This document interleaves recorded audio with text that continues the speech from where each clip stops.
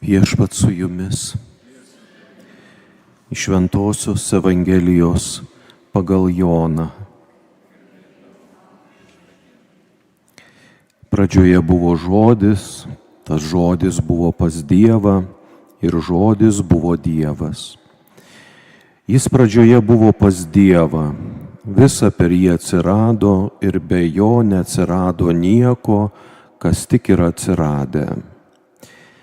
Jame buvo gyvybė ir ta gyvybė buvo žmonių šviesa, šviesa spindinti tamsoje ir tamsa jos neužgožė. Buvo tikroji šviesa, kuri apšviečia kiekvieną žmogų ir ji atėjo į šį pasaulį. Jis buvo pasaulyje ir pasaulis per jį atsiradęs, bet pasaulis jo nepažino. Pas savuosius atėjo, o savieji jo nepriėmė. Visiems, kurie jį priėmė, jis davė galią tapti Dievo vaikais, tiems, kurie tiki jo vardą, kurie ne iš kraujo ir ne iš kūno norų ir ne iš vyro norų, bet iš Dievo užgimė. Tas žodis tapo kūnu ir gyveno tarp mūsų. Mes regėjome jo šlovę, šlovę tėvo viengimio sūnaus, pilno malonės ir tiesos. Tai viešpaties žodis. Evangelijos žodžiai tenaikina mūsų klaidas.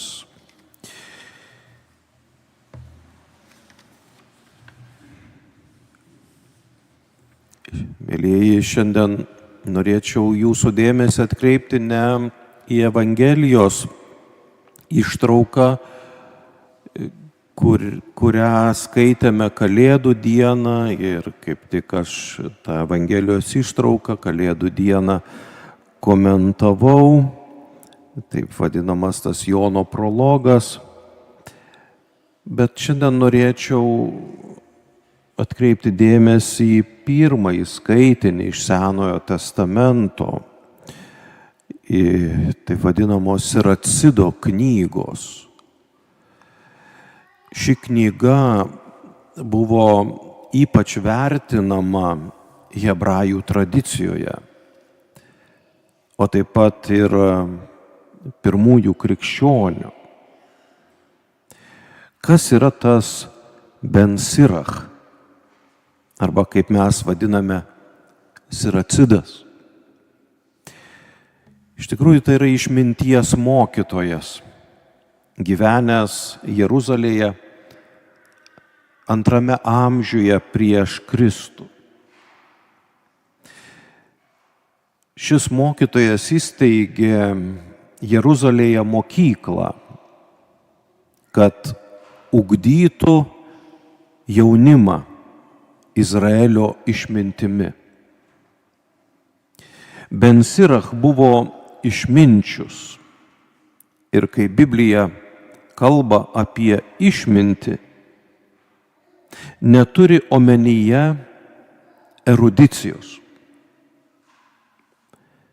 ar kultūros ar kokį nors mokslinį techninį pažinimą.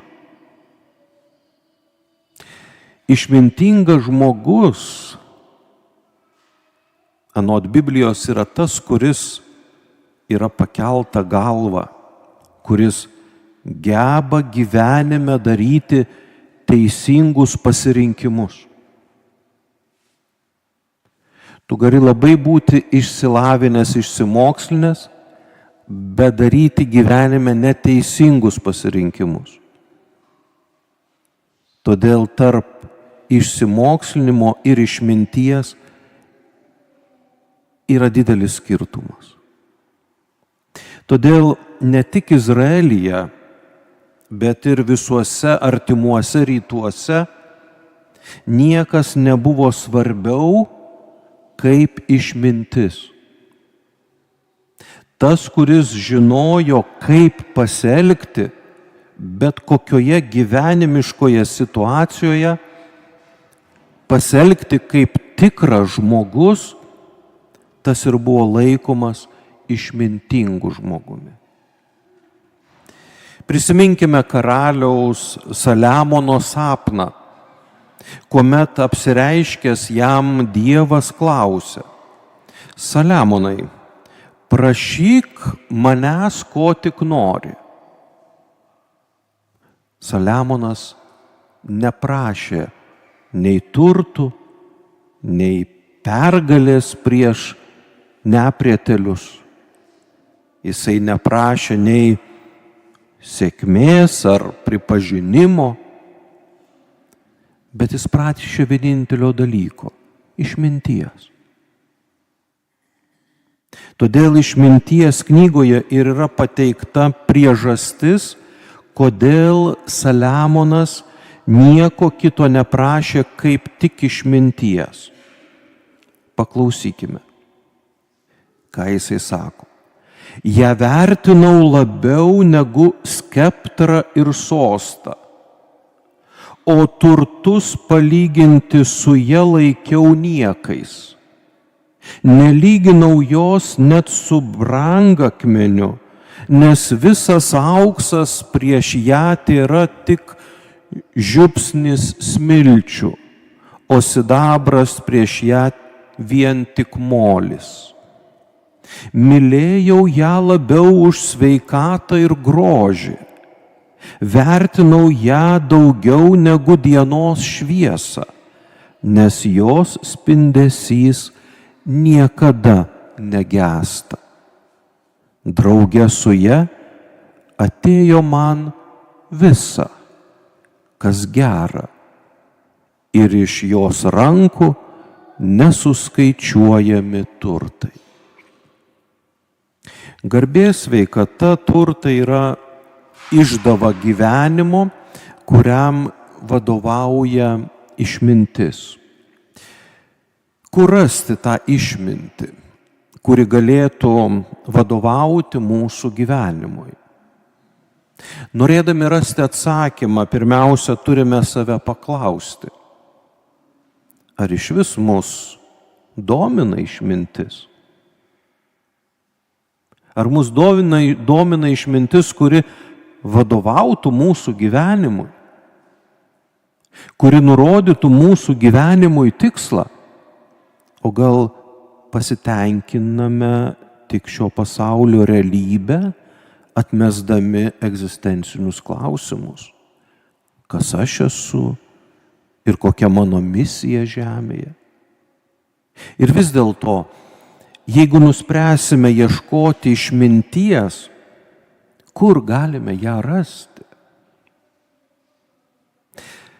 Apie ką svajojo Jeruzalės jaunimas Ben Siracho laikais? Manau, jog visų pirma jie svajojo vykti studijuoti į Atėnus, kur galėtų pasisemti graikų stoikų filosofijos, arba į Aleksandriją, Egipte, kurioje buvo pati didžiausia biblioteka, talpinanti visą tuometinę žinomą išmintį.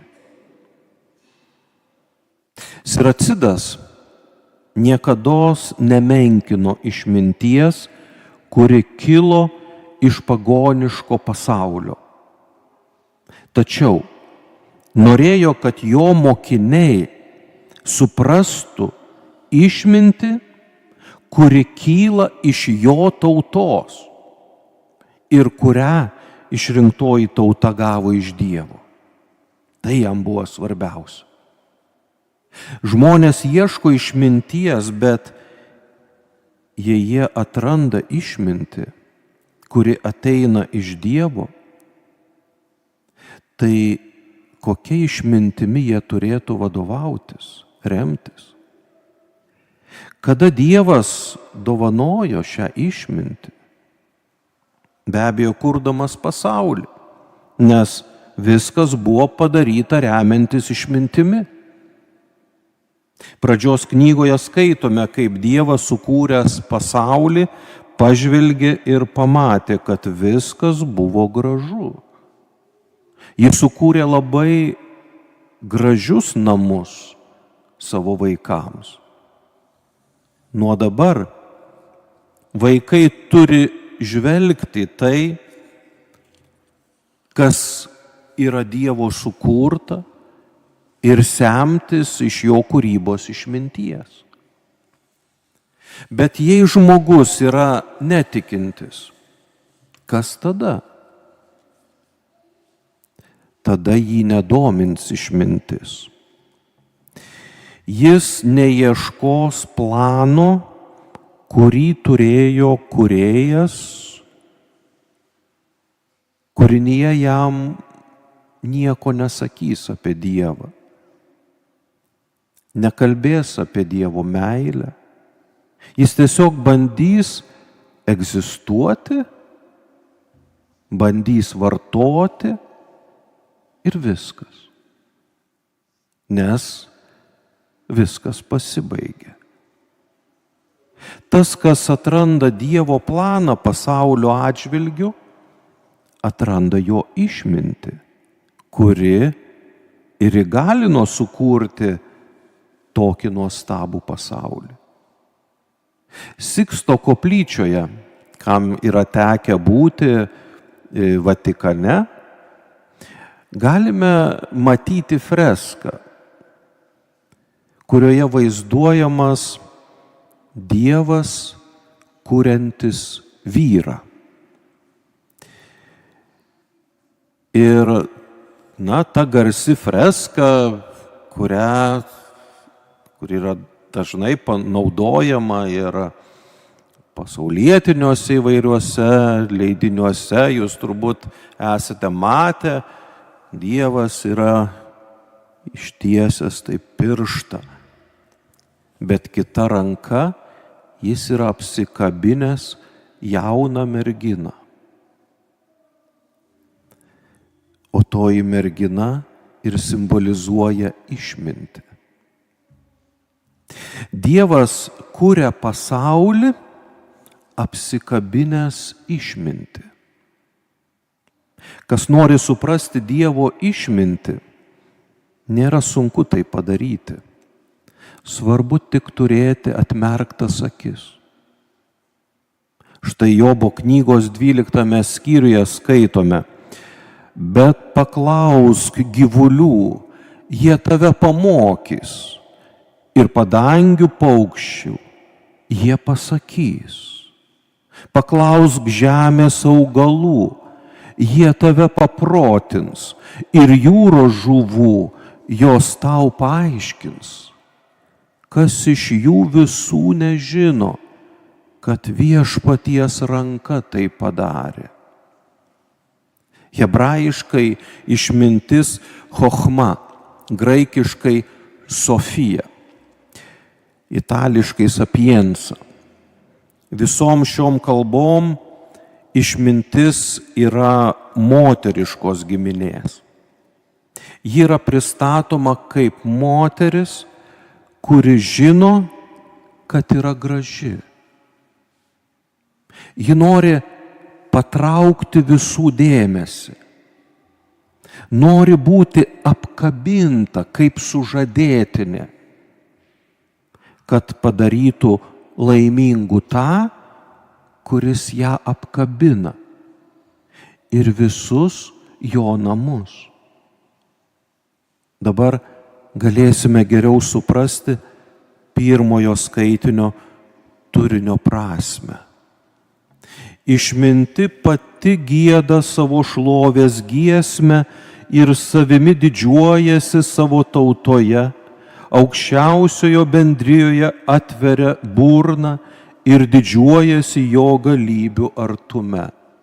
Taip rašo Siracidas. Šis išminčius kreipiasi šiais žodžiais į savo mokinius, sakydamas, kad ši mergina pasirinko Izraelio tautą. Ir ši išmintis skiriasi nuo Atėnų ir Aleksandrijos siūlomos išminties. Anais laikais jaunimas buvo mokomas įvairių filosofinių dalykų. kurie neretai susukdavo jiems galvas. Beje, kaip ir šiais laikais. Todėl Siracidas perspėja savo mokinius, kad visuose tuose helenistinio laikotarpio filosofiniuose mokymuose glūdi ir pavojus, nes į jų smegenis neretai įfiltruoja pagoniškas vertybės, nutolinančias nuo tikros išminties. Todėl Siracidas kreipiasi į savo mokinius sakydamas, tik tas, kuris įsimyli šventas Izraelio knygas, galės atskirti, kas yra gražu ir gera graikų romėnų kultūroje. Pirma, tu turi įsimylėti Izraelio knygas. Tada tu matysi, kas yra gera kitur. Pirmiausia, turi įsimylėti Izraelio išmintį. Paskui, neprarasdamas galvos, galėsi taip pat matyti, kas yra gražu ir gera kitose merginose. Šis Siracido žinia iš tikrųjų yra labai aktuali šiandien. Yra ir šiandien daug gerų ir gražių dalykų, kurie nusako gražų gyvenimą. Galime jų rasti ir kitose religijose, daug gražių gerų dalykų. Budizme, hinduizme, musulmonų propaguojamoje išmintyje. Tačiau kur glūdi pavojus? Ogi tame, kad gali prarasti galvą tarp visų tų išmintingų merginų ir nebesusivokti, kad tikroji, vienintelė ir nepakartojama išmintis mums krikščionims randasi Evangelijoje. Esu sutikęs ne vieną save laikantį krikščionių, kurio galvoje tiek daug visokių religijų kratinio, ten viskas yra, kad jie patys nebesupranta, kas jie yra tokie. Jis save vadina krikščioniu, bet kai pradeda kalbėti, tu nebesupranti, ar jis yra, gal jis yra musulmonas, gal hinduistas, gal kažkoks kitoks. Tu iš jo kalbos negali suprasti, kad jis yra krikščionis. Nors dokumentą jisai turi, kad pakrikštytas. Tiek daug viso tokio kratinio ir tada žmogus, jis nebesupranta, kas jis yra. Koks yra jo tikrasis identitetas. Priežastis tokios pasimetusios būsenos dažniausiai yra viena. Nepažįsta ir nėra apsikabinę krikščioniškąją išmintį, kurios vardas Evangelija. Jeigu tu būsi įsimylėjęs Evangeliją, jeigu tu pažinsi krikščionišką išmintį, tai ir kitose religijose, ar net pagonybėje, tu rasi, kas yra gražu ir prasminga. Bet tai tau nesusuks galvos. Tu nepasimesi. Nebežinosi, kur čia tiesa, kur netiesa, kas čia yra iš tikrųjų.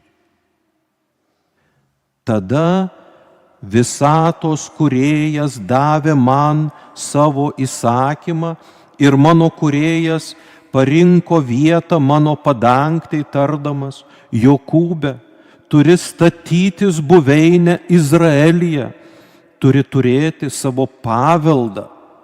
Pradžioje prieš visus amžius jis mane sukūrė ir per visus amžius nenustosiu būti šventoje padangtėje, jam tarnavau ir tada Zione užėmiau savo vietą. Taip, mieste, kurį jis myli, man davė poilsio vietą. Jeruzalėje yra mano valda.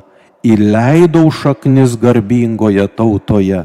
Viešpaties dalyje yra mano paveldas. Taip toliau kalba šitas mokytojas Siracidas savo mokiniams.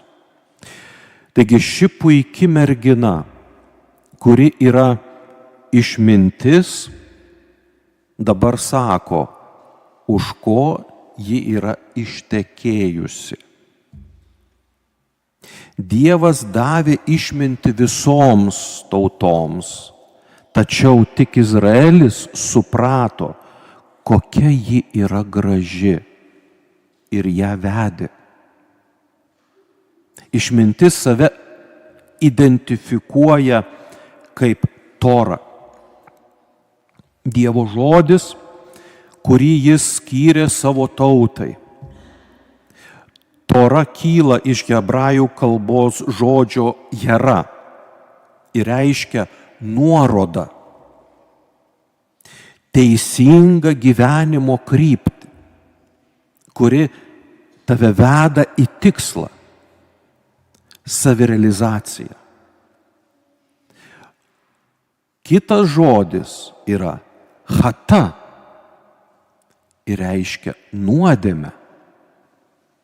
Jeigu jara reiškia kryptį, tai chata reiškia nuodėmę. Reiškia sumaišyti kryptį. Pasirinkti ne tą kelią, kuris veda į tikslą. Štai ką reiškia nuodėmė, chata. Vieni pasirinko gyvenime pinigų kaupimo, kiti karjeros kryptį. Jie nusidėjo, suklydo, nes sumaišė gyvenimo kryptį. Tora nurodo teisingą gyvenimo kryptį ir jeigu ją apsikabinsi, ji parodys tau būtent, kur turi eiti. Ben Sirach, Siracidas, yra Izraelio sūnus, Izraelio tautos sūnus. Jis mato išmintį, kuri materializuojasi tame įstatymo ritime, Toroje. Tiesa, izraelitams šis ritmas yra kur kas daugiau nei materialus objektas. Kai yra paimamas iš sosto, sinagogoje paimamas iš sosto, vaizduojančio arką, Toros ritimas, visi dalyviai, visi apeigų dalyviai džiaugsmingai gieda, siekdami prisiliesti prie šio ritimo. Jie nori jį pabučiuoti, apkabinti, kaip sužadėtinis sužadėtinę. Tad lieka mums paklausti, ar Tora apima visą išmintį, kurią Dievas davė žmonėms? Ar joje pavaizduotas visas jos grožis? Žinoma, ne. Dievas parodė savo tikrąją išmintį ir grožį ne knygoje, bet asmenyje, apie kurį kalba šios dienos Evangelija. Dievo tikroji išmintis buvo apreikšta Jėzuje Kristuje. Jis atėjo apreikšti visą dangiško tėvo meilę, visą dangiško tėvo grožį, kurį mes buvome subjauroja savo apibrėžimais, tokiais įstatymais ir tokiu būdu tas gražus, mylintis tėvo veidas ėmė kelti žmonėms baimę, nes jį mes subjaurojome. Jėzus Nazarietis yra išmintis, kuri apreiškia mums ne tik autentišką Dievo veidą, toks, koks jis iš tikrųjų yra, nesubjaurotas, bet taip pat ir apreiškia sėkmingą, įsikūnijusio žmogaus veidą. Kai kontempliuojame Jėzų Nazarietį, mes kontempliuojame Dievo išmintį. Ir šią išmintį šiandien esame kviečiami apsikabinti, nes ji mus veda į pilnutinį mūsų gyvenimo realizavimą. Ji padeda mums tapti ir būti Dievo vaiku. Apsikabinkime išmintį ir tapsime Dievo vaikais.